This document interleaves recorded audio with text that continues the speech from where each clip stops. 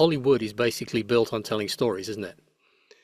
True. And I think these mega corporations survive and thrive because they tell us one story, but it's not really the truth. I'm interested in the other story that sits behind that I think people should know about them. I think that can be yes, everything you're saying, check, yes. And let me tell a story to illustrate how true it is what you said. Sure. So when you look at, yes, many of the mega caps on the stock market, their business model is simply steal your life, period, full stop. The cancer that is Facebook and social media in general, if you listen now to the shareholder calls, there is no shame or embarrassment. Yeah. They are straight up, whether you're talking about Elon, you're talking about Mark, you're talking about Evan. They're like, listen, we have a lot of money. We are paying the best engineers, the best designers, the best behavioral economists, the best casino gambling designers to come up with the techniques so we can take more of people's lives away from them. By the way, we call that shareholder value. Yes. Because we monetize that. And next quarter, we have new, better techniques we're going to deploy to steal more of everyone's lives because that's shareholder value, right? And it is as evil. I know that sounds abstract. It is as evil as Mark calling you up and saying, Adrian, I would like your life. I'm going to sell it to these guys over here and I will keep the money, but I will give you some dancing cat videos, my friend. Is that a good deal? Is that a good deal? Because Elon, Mark, Evan, you go down the list. Yeah. They're very happy for you to wake up at 80 years old and be sitting on the sofa scrolling and double tapping and talking about how you could have written that great novel. Oh, you had that idea for the restaurant. You just never started it. I was going to vibe code that app, but didn't get to it. And when you say that, what you're actually saying is, I bought Mark Zuckerberg that 450-foot yacht. Excellent. Well, Steve, thank you for joining me. You know what? I hope this is one of the more entertaining and actionable episodes. And you've done some far-ranging ones, so the bar is high. We'll see. As long as we have good information, we have a good chat, it'll be useful to someone. That's all we need to do. Yeah, but listening to your podcast, like, good is a very subjective word. Okay. You know? Yeah. Like, I may believe you're a space alien. You may not believe that. Is my knowledge good? It's interesting, but maybe not good. Okay. Yeah, we'll go with that. Thank you. There we go. Okay, let's do it. Well, what I'd like to do before we start, actually, on the topic I have in mind is I'd like to know a little bit more about you, because your bio is really interesting. So could you dive into yourself a little bit and give me an overview of who you are and what you do? Where would you like to begin? Do you want the 10-second version, the 60-second version, the 4-hour? What would you like? 3 to 5 minutes should do.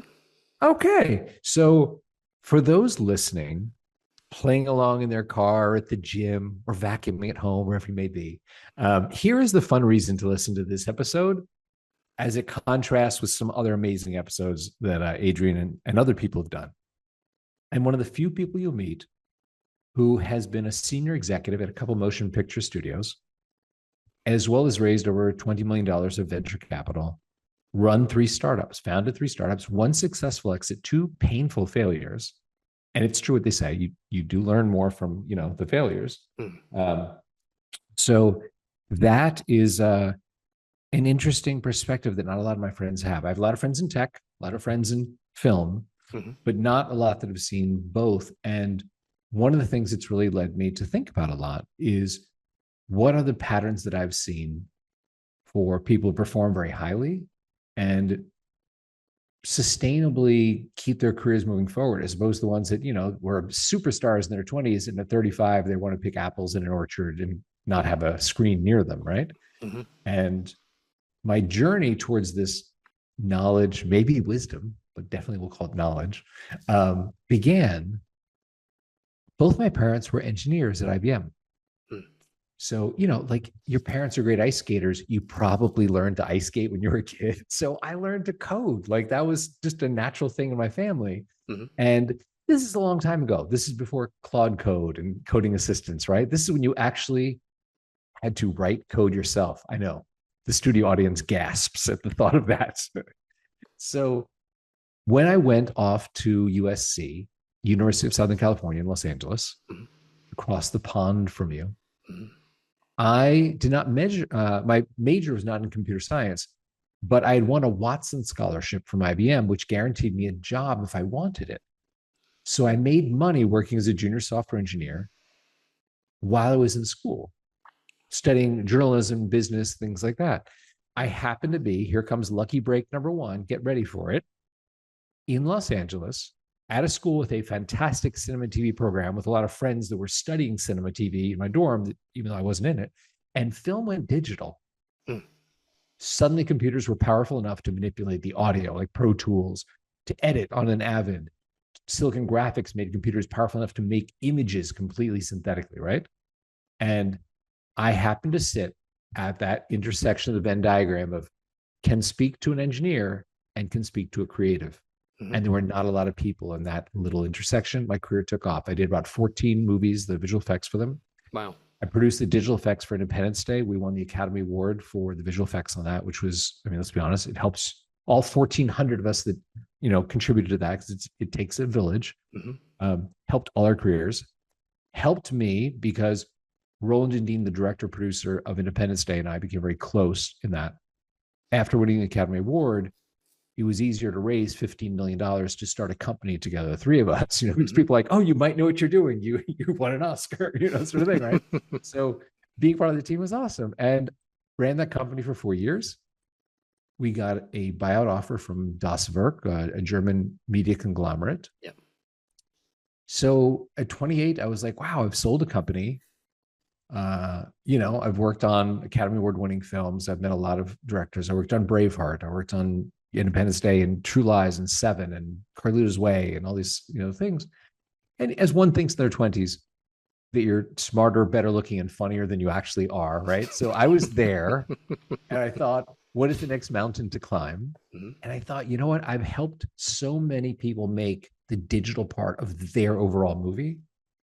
I wonder if I could expand and get an entire movie made and become like a studio executive. So I worked on that. And then into my 30s, you know, again, a lot of lucky breaks.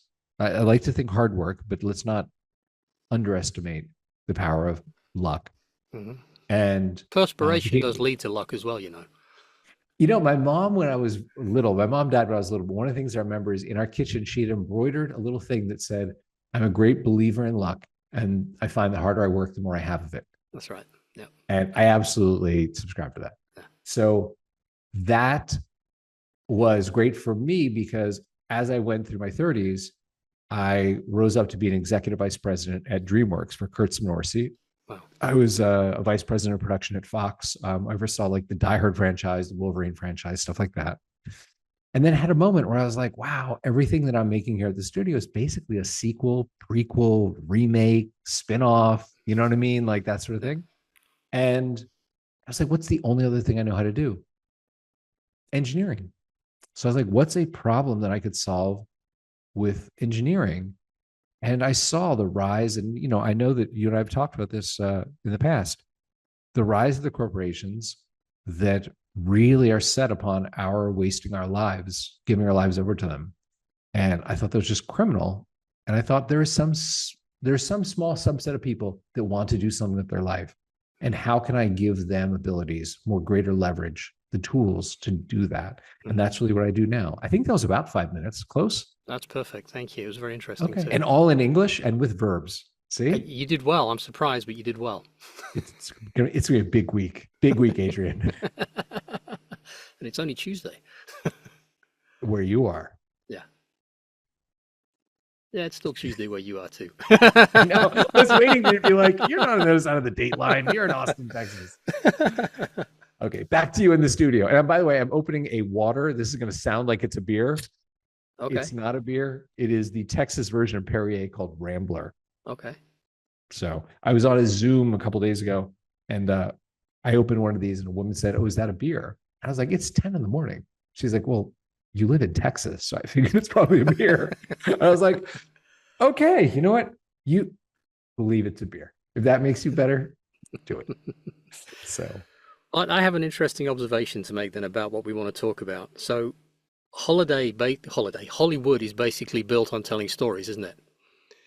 True. And I think these mega corporations survive and thrive because they tell us one story, but it's not really the truth. I'm interested in the other story that sits behind that I think people should know about them. I think that can be yes, everything you're saying, check, yes. And let me tell a story to illustrate how true it is what you said. Sure. So when you look at, yes, many of the mega caps on the stock market, their business model is simply steal your life. Period, full stop. Yep. There's nothing more to it, right? Now, it's true that when like Mark Zuckerberg, when he was running Facebook, now he's rebranded Meta, right? When he would be called to Congress after Cambridge Analytica and some awful thing with people being killed and teens being, dysmorphic, and he would be at, the Congress in the United States testifying, and he would do that oh shucks thing where he's like, oh, Senator, Facebook is just here for grandmothers to see, videos of their grandkids. That's what we do here. Like this whole story he would weave about, like, it's about connecting. And if you may remember, they did an entirely, it's this image campaign they did a few years ago. You can still find it on YouTube about Facebook is a chair. It was amazing. It was just like this complete deflection. We're going to tell you a story about how people sit in chairs in circles to be together. And you sit in a chair around a dinner table, and that's how your family comes together. And we're just, right? Okay. Yeah. So the cancer that is Facebook, and I know you have family relationship with cancer, and so do I, but the cancer that is Facebook and social media in general, if you listen now to the shareholder calls, there is no shame or embarrassment. Yeah. They are straight up, whether you're talking about Elon, you're talking about Mark, you're talking about Evan. They're like, listen, we have a lot of money. We are paying the best engineers, the best designers, the best behavioral economists, the best casino gambling designers to come up with the techniques so we can take more of people's lives away from them. By the way, we call that shareholder value. Yes. Because we monetize that. And next quarter, we have new, better techniques we're going to deploy to steal more of everyone's lives because that's shareholder value, right? And it is as evil. I know that sounds abstract. It is as evil as Mark calling you up and saying, Adrian, I would like your life. I'm going to sell it to these guys over here and I will keep the money, but I will give you some dancing cat videos, my friend. Is that a good deal? Is that a good deal? Because Elon, Mark, Evan, you go down the list. They're very happy for you to wake up at 80 years old and be sitting on the sofa scrolling and double tapping and talking about how you could have written that great novel. Oh, you had that idea for the restaurant. You just never started it. I was going to vibe code that app, but, didn't get to it. And when you say that, what you're actually saying is, I bought Mark Zuckerberg that 450-foot yacht. Yep. Yeah. So I have a pretty strong position on this, as you can tell. Yeah. No, you're absolutely right. They spend all of their time, it seems to me, coming up with ways they can capture the minds of the people and capture the energy and the focus of the people. And lying straight up. Like it's so topical that you are bringing this up now because, just last week, Zuck's in Congress testifying. And it is astounding that we lived in this like post-truth, post-morality world where he is being confronted with emails that he wrote saying, hey guys, we all have to get 12% more time on site, more time in app from all these people, whatever techniques we need to do tonight. Being confronted with his own email from a few years ago. And all he kept saying in Congress is like, oh, well, that's, it's out of context.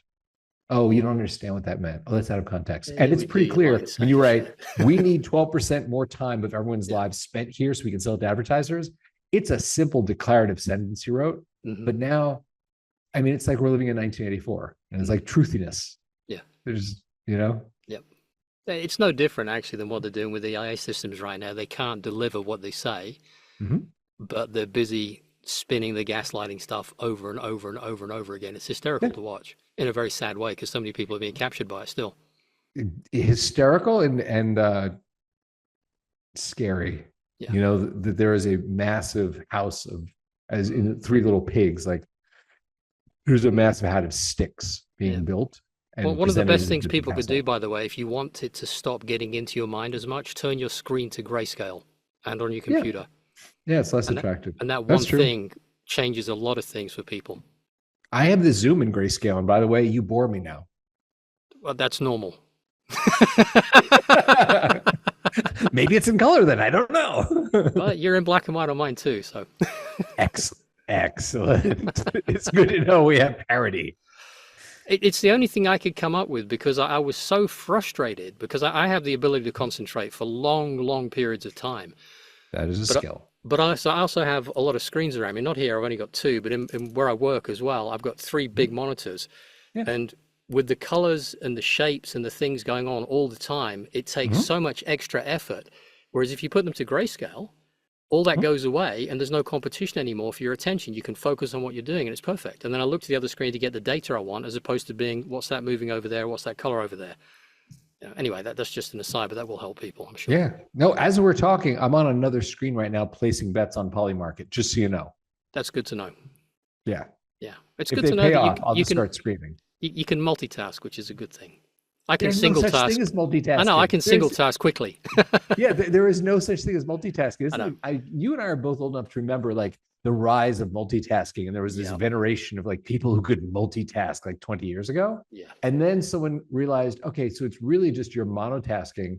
Yeah. And then you burn part of your brain energy context switching. You're like, okay, let me store to RAM where I was with this. Yeah. Let me load in this other task, work on it, and then go back to the first task and you just context switch.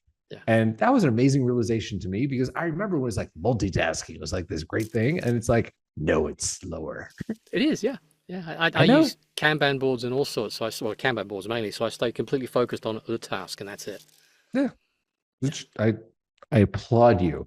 I wish everyone could do that. If you get frustrated enough and you do a little bit of introspection as you get older, you realize what a fucking mess you've made of things. You start to tidy things up.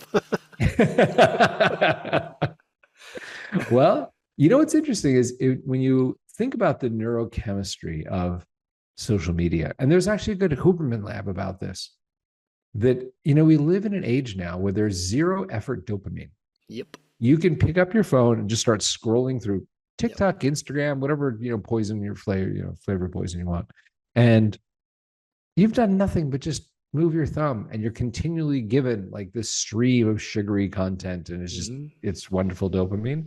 And I am not like speaking for my high horse, maybe I am, but I'll tell you that I know I am part of this bad cycle. Like if I'm coding and I run into, there's some bug and my builds keep failing and I get frustrated, or I'm writing a blog post for our blog and I go back and read the first two paragraphs. I'm like, I'm gonna have to rewrite this. It's just the muses are not singing, My hand without my real thought will reach for my phone to say, oh, you know what? Let me just check WhatsApp real quick and see if Eric wrote back. Oh, and then when I have my phone in my hand, then it turns into, I should check my email real quick. And then that turns into something else. And it's never, just 1 minute in TikTok and Instagram and Facebook, whatever. It's more, they know how to keep you in. Well, that's why if I really want to focus as well, I grab an old Nokia and I have that as the only phone, then it's a phone and that's it. Oh, that's great. Watch out for the electromagnetic fields though, my friend. Mm-hmm. Yeah. I have an electric car. I remember your episode about that. I was like,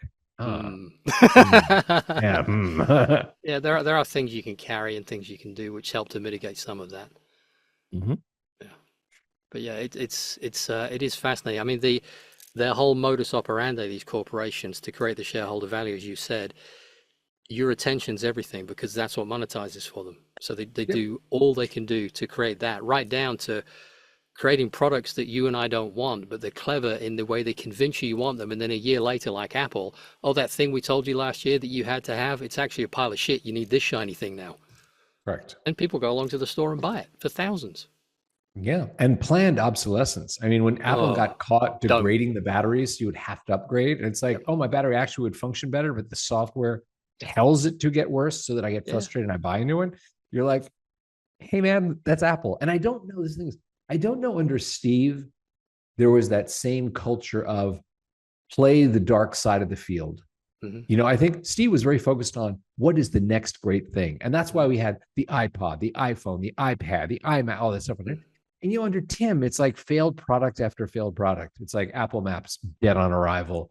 The stupid HomePod, the Vision Pro Quest, like dead on arrival, Yeah. Yeah, but The only it's thing I also the think, other things too, is where they make them now that you can't even repair them because they hard correct, solder, the hard drives, they hard solder the RAM and correct. everything. Whereas I bought this old 2012 MacBook Pro the other day for £65, Hmm.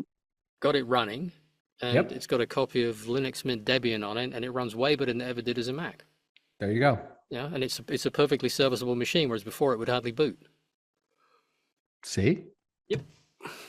In fact, just my saying. my newest machine I think is a 2014 because I won't go down that road. Well, you know what? There is some machine you're using. Your camera is very sharp. There's something you're using that's more modern. That is a two. Oh, sorry. That is. I was thinking about computers. That's a iPhone 6 I'm using as a camera.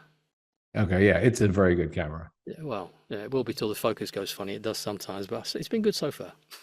Okay, okay.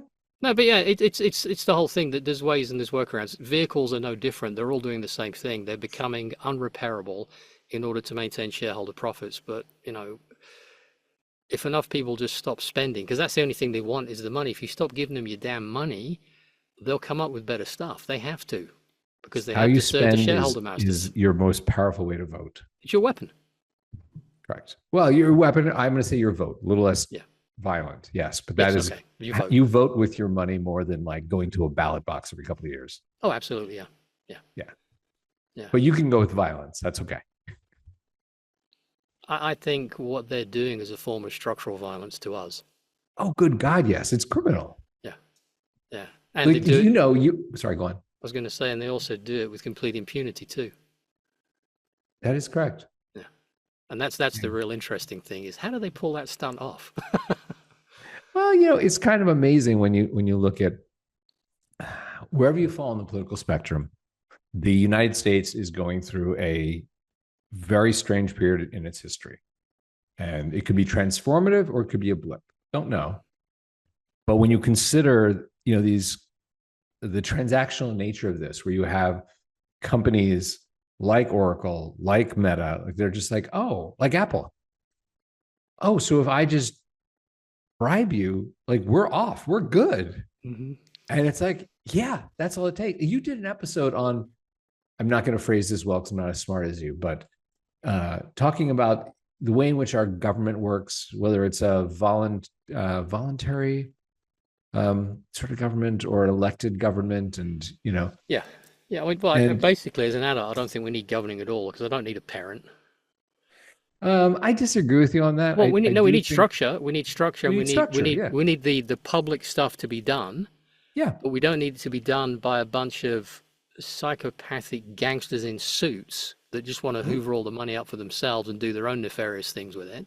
Well, that's where I live. I live in the United States, my friend, and it is a very weird time. And you consider, like, what is it now? Binance, the investigators inside Binance that revealed Binance facilitated $1.5 billion or something of terrorist payments with Iranian terrorists, right? Mhm. CZ fired the investigators that found this inside his own company, right?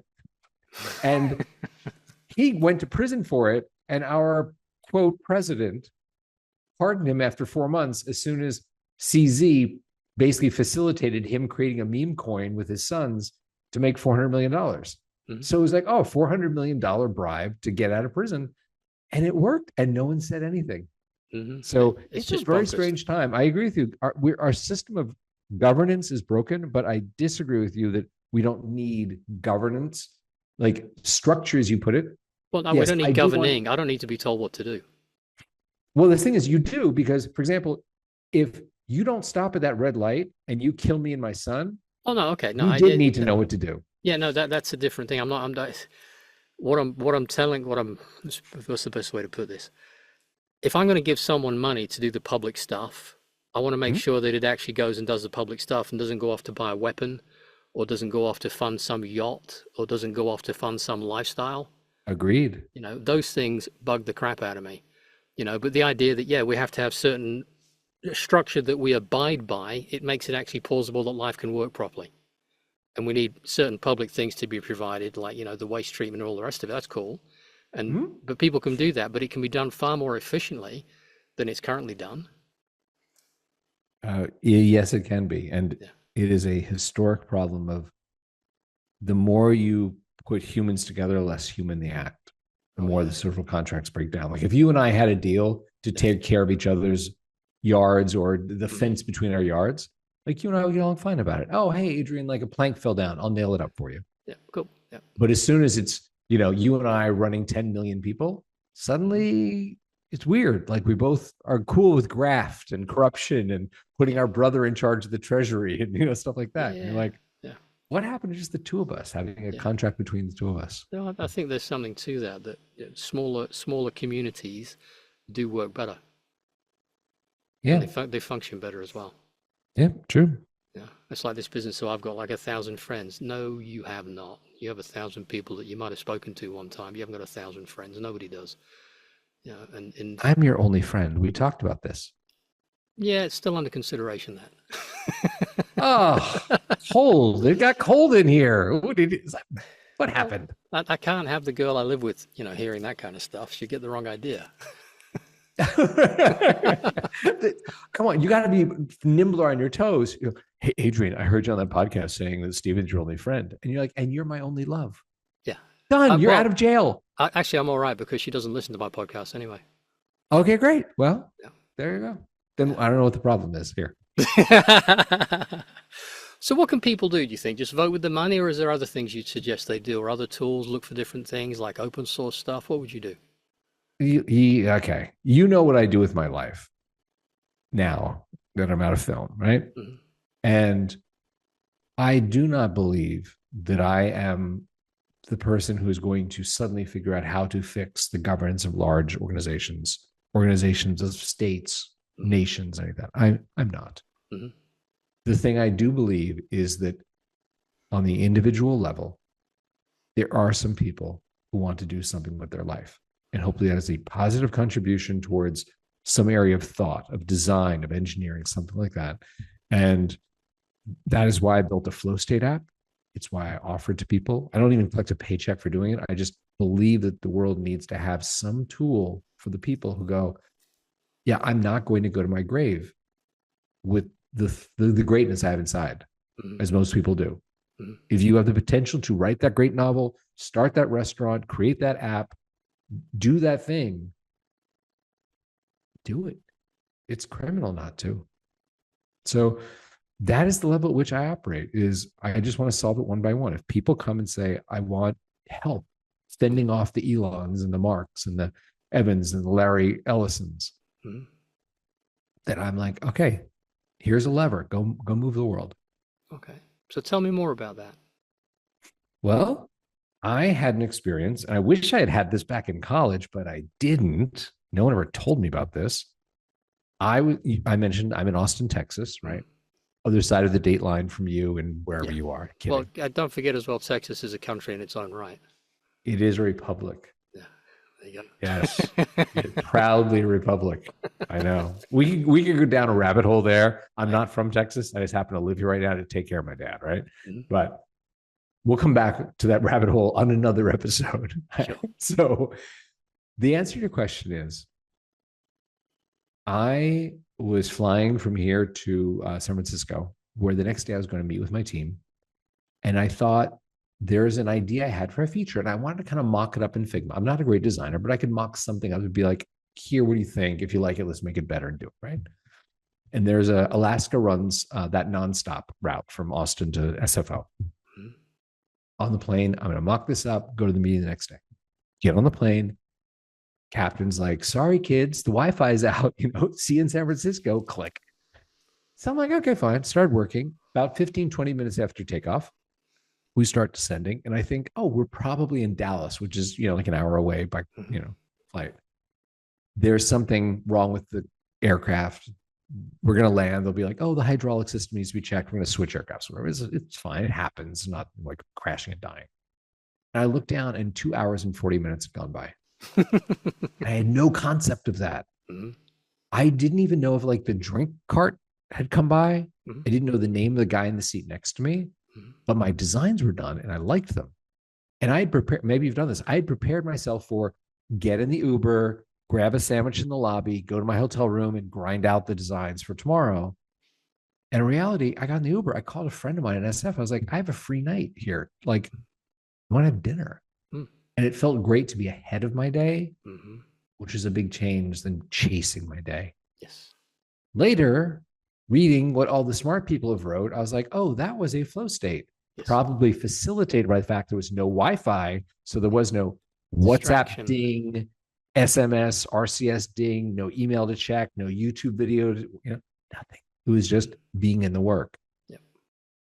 That experience led me to, yes, read. And we can talk about this more if you want. It's really, this is your episode. It's very interesting because it's all about performance and how to getting what you want out of your life instead of getting what someone else wants out of your life. It's so true. So can I go deeper on this, or do you want to go? No, please go as deep as you want. Okay. So having that experience where I was like, that's kind of magical. I wish I had this experience back like in college or in, like my film days, things. So, Flo, Mihai Csikszentmihalyi, Hungarian-American psychologist, he's the guy who had a thesis 40 years ago now. He said, if you talk to high performers in very different disciplines about the concentrated states where they do the thing that makes them famous, we all know them for. He's like, doesn't matter if they're athletes, artists, scientists, inventors, they talk about those states in very similar ways, which is weird because they're doing different things. He's like, what's up with that? Did the research, talked to all the people, blah, blah, and he wrote a book, Flow. Mm-hmm. It's the seminal work on this. It is why we call it a flow state. And he said, greatest thing, he said, I chose this word because it was the most beautiful metaphor for what I found. We are all on the river, paddling to move ourselves forward. But if you align your boat with the current, it carries you. Yep, exactly. It magnifies your efforts. He's like, that's what these people have figured out how to do, and to do it repeatably. Mm-hmm.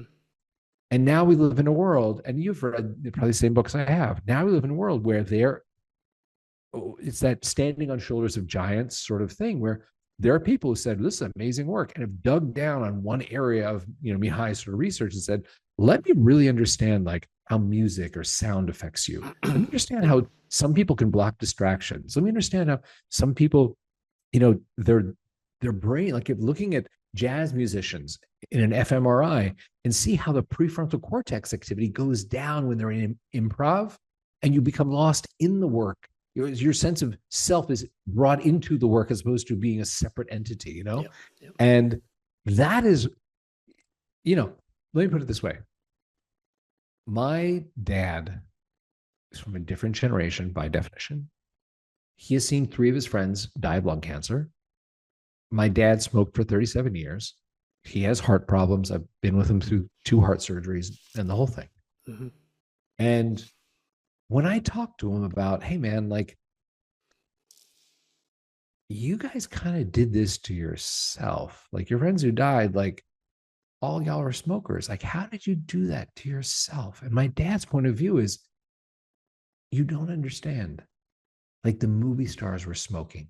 The tobacco companies were publishing research studies on how healthy tobacco was for you. Yeah. And I'm like, wow. And I hope that my son's generation, my little 3-month-old that we were joking about, I hope he has that conversation with me about social media where he's like, Dad, how did you guys waste your lives in this? And the social media companies were publishing studies on how healthy it was to be on social media and this garbage. He's like, you guys watched Kim Kardashian make an underwear ad that was 20 minutes long as if it was content? And when he puts it that way to me, I'm like, but you don't understand. Like this, all the stars were doing it. They're all on social media. Ronaldo's on, Instagram with 300 billion followers. And it was just, and the Facebook's issuing studies on how it brings people together and it connects you like a chair. And I hope that it's one of those passing things. Like I don't have any friends that smoke, except we're on fire.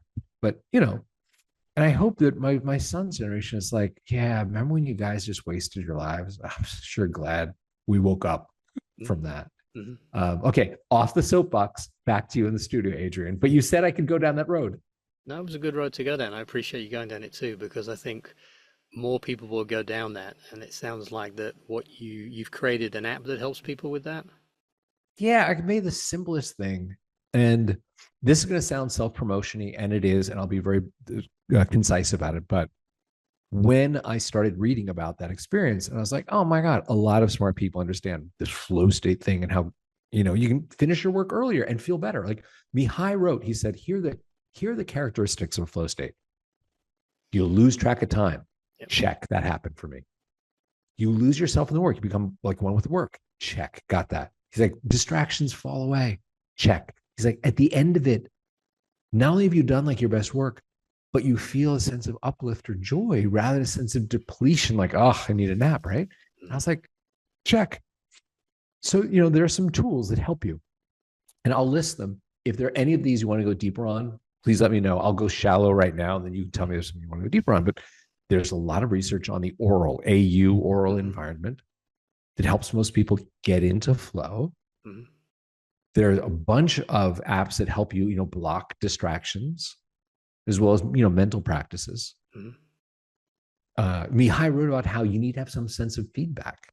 He's like, if you just think you're pouring energy into a black hole, it's hard to be in flow. You have to be able to, Picasso needs to stand back and look at the canvas and go, am I capturing the horrors of war in Guernica? Like Michael Jordan, who he didn't call it flow, he called it being in the zone. He's like, when I'm in the zone, it's me and the ball, which is a eloquent way of saying, yeah, all the unnecessary stuff falls away. Yeah. It's not really about the stands or even the defenders, because if I control this ball, I will do the things that 30 years later will be in highlight reels for my sport, And so he said, there's a necessary match. You have to have skills that apply. You don't get into flow like, doing something like Michael Jordan's not painting and getting into flow, right? Mm-hmm. Picasso's not throwing a basketball, getting into flow. Yeah. You have to be challenged. You have to have some feedback we were talking about where you can say like, oh, how am I doing? Like, can I go back and read the beginning of my blog post that I was joking about before and actually go, this is good. This expresses what's in my heart or my head. Mm-hmm.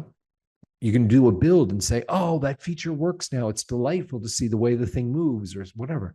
And those ideas, I simply said, I'm not going to. Maybe I'm lazy. Okay. Preface.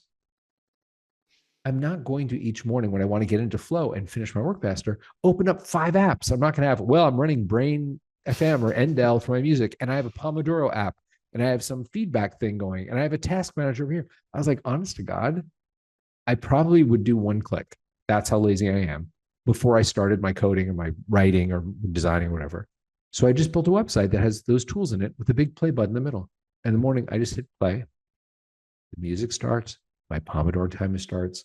My task shows me how long I've been doing. So I time box. Mm-hmm. And we built a really nice community there of people who work together. Again, the subset of people who want to do something, be more in control of their life than be controlled by it.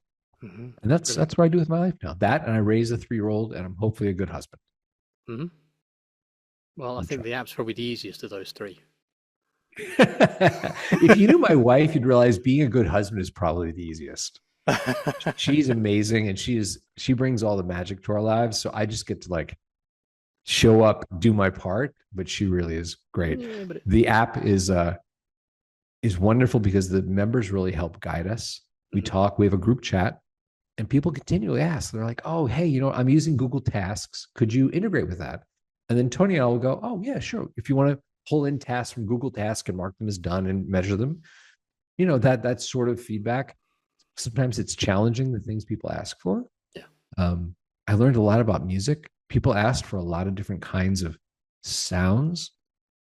And when we started, I started just basically from the existing research. Like, oh, the sweet spot for most people to get into flow is 60 to 90 beats per minute, certain key signatures, non-vocal, you're not singing along with Britney Spears or Blackpink, whatever your thing is, long melodic stretches. And then in doing that, people started going, well, here's actually what works for me. And it was like eye-opening the way people had very specific requests around stuff. Brilliant. The music was fascinating to me. Yeah. Brilliant. That actually sounds like a very worthwhile thing. So well done you on that. We're trying, we're just 2 of us building it, but it's nice, and it's a nice community of people. You don't find like the Twitter, Reddit community where people are just telling each other they're stupid and fighting. Like, we don't really attract that kind of person. We attract people who are like, hey, I finished my website. And other people will be like, oh, post URL. Let's all go visit it and tell us, what we should look for. Yeah. It's like a nice community of people doing something. You've got real people on there instead of keyboard warriors and idiots. It's probably the best thing I've done in my life. It is more Wow. important to me than any film I worked on, any startup I did. Hmm. Good. Well, congratulations. That really sounds Thank very you. interesting. I was looking at it the other night and thinking that presses a lot of the right buttons. Well done. You know what, Adrian? We're trying. The feedback is the most important thing because Tony and I will have an idea and we'll throw it out on the water and see if it floats. And people are very honest about it. Like our community is really great. Like I'll tell you a funny story. Buddy of mine, Julian, he does the sound for a lot of the Star Wars games. Like he lives up in Marin near ILM and LucasArts. He called me and he's like, "Hey, I just got back from Nepal." And I was like, "Hey, that's kind of cool. Why were you there?" He's like, "Oh, so his son had done very well in high school and got into a great college. Hmm. And he was like, what do you want as your graduation gift?" And his son said, "I want to go to Nepal." Mm. So Julian says, "Listen, one day in Kathmandu, it rained so hard we couldn't leave. And I had my recording equipment with me, and it was this lush, warm, delicious rain. And I recorded 2 hours of rain in Kathmandu. Just what else? I just got back and I don't know what to do with it. Like, do you want it?" And I was Yes. like, "For free? Sure. Okay." So he and I agreed to quietly put up in the middle of the playlist, because we have like, lo-fi, we have like up tempo, down tempo stuff. Da, da, da. In the middle of the playlist, we just stuck a new playlist that was not music. It was just called Himalayan Dream Rain. And just watched to see what happened. People discovered it and it became our third most popular playlist. Mm-hmm. So being curious, I run the platform. I know people's email addresses. So I saw people who are listening to it. I just emailed them and saying, "Could you talk to me for 5 minutes? I've spent a lot of time and energy with friends who are film composers, composing like 1,000 hours of original music. And we pull up Rain and you listen to Rain while you listen to like this scientifically designed music. Like, just want to know." And I'll tell you this, to be very reductive and to end the story. If you were to summarize what everyone told me that did reply and say, "I'll chat with you," is people said, "Oh, it evokes a time when I had to study and it was raining." Yeah. You'd be like, "Oh, I was raised in my grandmother's house in Georgia. Mm-hmm. It would always rain around finals. So my memory is we were stuck inside, pouring rain. And that's when I would buckle down and get ready. My family had a lake house. We used to go there and it was so interesting that it became Oregon, an oral, AU oral trigger of, oh, this is where I focus." Mm-hmm. And it cost nothing. It was just Julian saying, "Hey, man, I did this. I don't know what to do with it. Do you want a recording of rain in the Himalayas?" Amazing. I Amazing. learned something. I never would have put that up. The other interesting thing, of course, is I think at some level it reminds people that they are also of nature. I would like to believe that. Yeah. No one said that explicitly. I think we could infer something like that. Mm-hmm. The explicit stuff was always, there was a trigger to my childhood Yes. Oh, yeah. or some period of time when I was studying. Oh yeah. Yeah. Well, the ears are amazing. If I work on engines and stuff, invariably you drop something. And I learned a very long time ago, the worst thing you can do is try and look where it went. If you shut your eyes as you drop it, you will hear where it went and you can track to find it very, very accurately compared to using your eyes. It's funny about that. Mm. I know. Where shall we go next? You're our guide. I don't know if we need to go anywhere else on this one, but I'd like to record another one with you. I would love to. This has been a pleasure. I enjoyed listening to your other episodes before we first met. And yeah, let me know. I'm around. As long as the little rascal doesn't need me, we'll make time. That's the way it should be. He should be first and foremost in your life. I spent 2 hours with him this morning before we recorded. It was magical. Fantastic. That's the one thing I regret with my little ones, because I was so busy doing the corporate stuff. I missed them growing up. And I was like, you know what? That was a big, big error is maybe not the right word, because I got what I wanted from doing that. But if I could do it again, I would do it differently. And you and I had children at different points in our lives. Like I've been fortunate to have been successful so far. That gives me some latitude to say, I can build this site and offer it for free, not take a paycheck, just go, I love doing this. Same thing with Tony. Yeah. And you're right. Like in the morning, came back from yoga this morning and got to spend 2 hours before our podcast, just like he spit up on me and it was adorable. And I was like, okay, cool. So we did that. What's next? Yeah, you remember all that. It's wonderful. Yes. And man, my wife documents it. She is her photos in her phone. I know years from now, I'll look back on those and be like, those were great times. Thank you for reminding me. Yeah, that's the key. That's the key. You are doing some very, very important work, and I take my hat off to you. And I appreciate you reaching out to me as well. And Now I we're know, here. Now we yeah, know each other. yeah. And I know I was a little, standoffish at the beginning, but I'm glad we reached out and connected. That's fine. Yeah, We're all getting to know each other, find our little way. good, fantastic. Thank you so much for that. I will get this all put together, and I will send it over to you, and we'll get it published sometime next week.